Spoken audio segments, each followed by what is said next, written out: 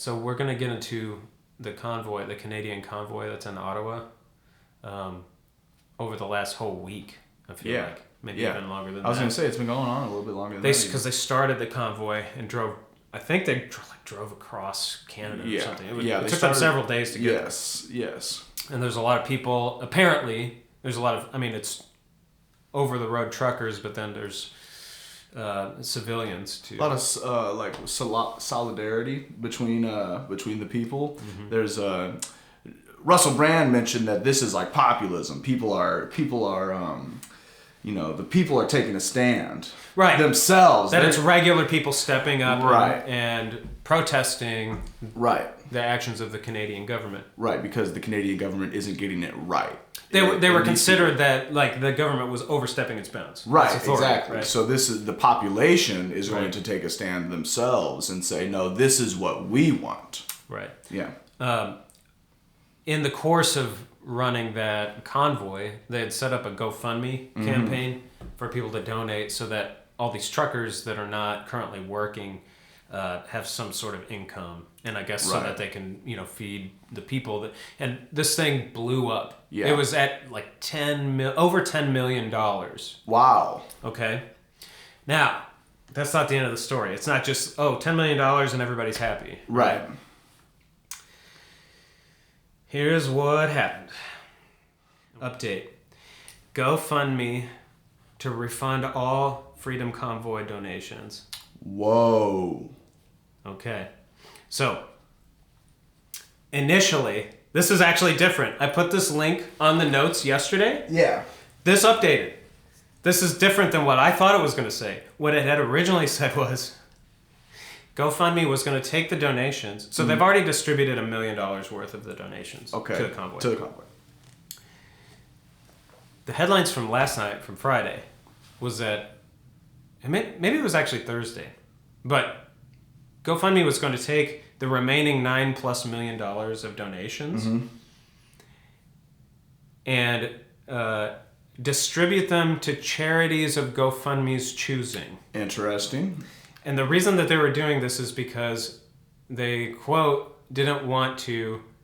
Actually, I shouldn't say quote because I'm not directly quoting. They didn't want to... or they found that the convoy was a violent group. Oh. And that they didn't want to support the violent... extremists. Protests, right? The extreme protesting. Right. I don't even know the validity of any of that. I'm not going to say it. I'm not going to speak to that. I don't think it's valid. But I don't know enough about the news on that subject. I haven't heard anything. That's all I can say. Right. I haven't heard anything that I've only heard of it being peaceful protests. Right. I haven't heard all that, the sources I've heard about. People have been, but let's just assume. Okay, maybe there is stuff that we don't know about. Right. Right. Right. Is it appropriate for GoFundMe to take $9 million of worth of donations and go, yeah, we're going to just give them away to our random charities. Right. Right. So I guess it's good that that headline is updated. So there was a huge backlash. I'm following the story on Reddit. I'm reading various different things. Right. The main thrust of the pushback on that was, because it was either they were going to take all of those funds and donate it to charity, but those who had donated to the convoy had 2 weeks to fill out a form to get refunded. Okay. So they could choose to not have their money participate. Right, but they had to actively go in and choose, I want a refund, right? Right, instead of just sending it back. And then the backlash became, okay, don't fill out the paperwork for a refund. Call your bank or your credit card and issue a chargeback. Do you know what a chargeback is? No, but I'm sure it's a lot more paperwork that GoFundMe doesn't want to do. They'd rather have the form go through them and not have to go through a bank system, I assume. So this is the basic story about what a chargeback is. Yeah. Okay.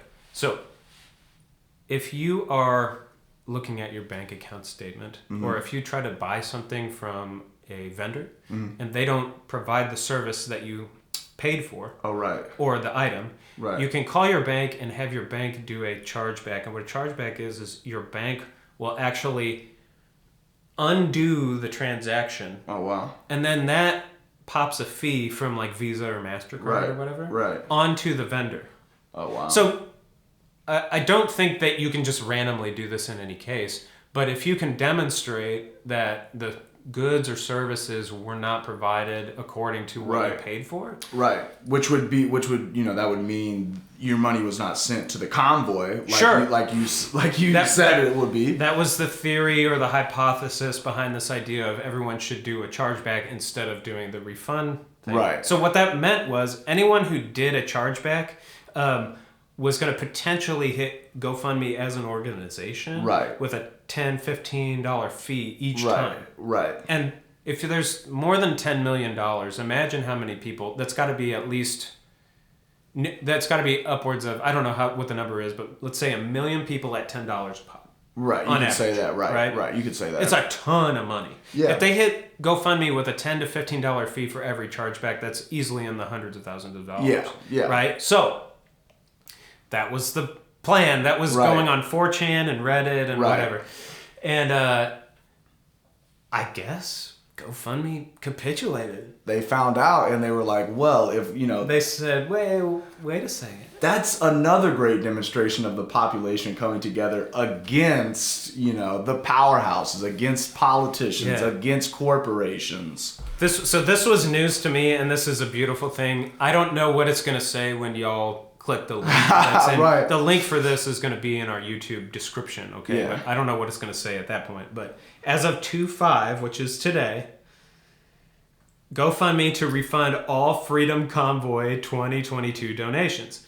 The update we issued earlier, below, enabled all donors to get a refund and outlined a plan to distribute remaining funds to verified charities selected by the Freedom Convoy organizers. However, due to donor feedback, we are simplifying the process. Ooh, interesting. Yeah. A good idea. We will automatically refund all contributions directly.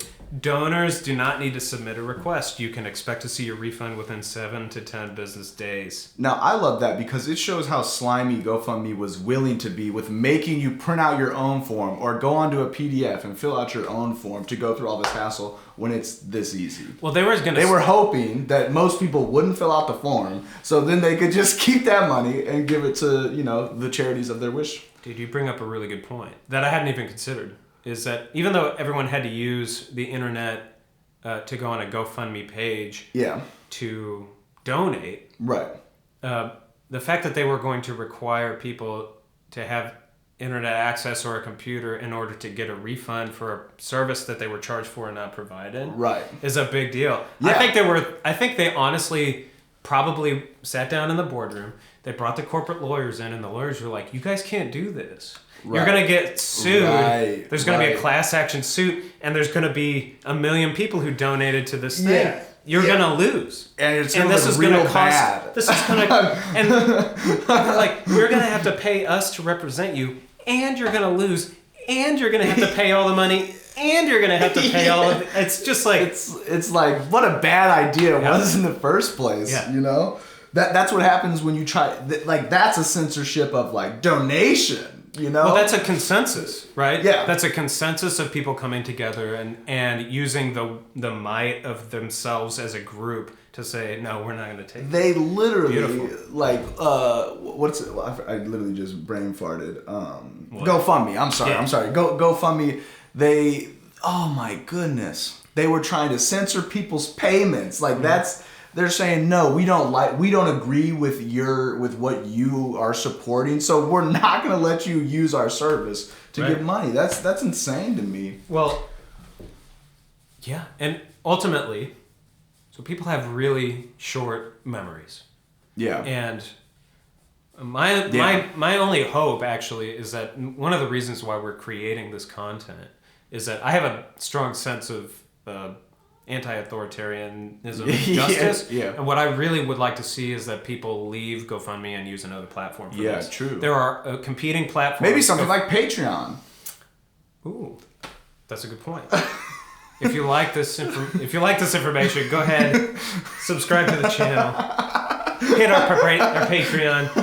buy us a cup of coffee, man. Yeah. You know, yeah. So we can keep making more content. We need coffee. Yeah, this is how we got started, man. We were just chilling in a coffee shop. We were like, we should just put some of these conversations online, see if other people enjoy them. That's right. You know, that's right. It'd be a waste just to let it, rot away in the coffee shop. Have a cup of coffee with us. That's right. We're gonna be releasing content regularly, hopefully, and some of it'll be funny, some of it'll be serious like this, though. And some of it'll be sad. So that's the whole saga of the GoFundMe campaign. It ended in an instant because of just beautiful. I love it. That's a sense of like relief that, the people still do have power. Yeah. But, you actually have to band together. You can't bicker and argue online. You have to come together, so Brilliant. That's a lesson. Brilliant. That's a lesson for all of us, I think. Brilliant. Okay. Fuck the corporation. Oh, sorry. No, it's okay. We'll probably have to censor that word, right? Because we don't want to be deplatformed off of YouTube. But yeah. Beautiful, right? Okay. Isn't that cool? Yeah. Isn't that a cool story? Yeah, that is cool, dude. That is sick. I'm glad I'm glad I got to learn about that just right there. You know what, though? I mean, fair play to GoFundMe. They didn't remove their previous statement. It's still here in its entirety. Oh, so, yeah. Fair play to them. I mean, if you're going to make a mistake and redact it, fair play to have both sets of information so that people can go, okay. Because it's not like it was...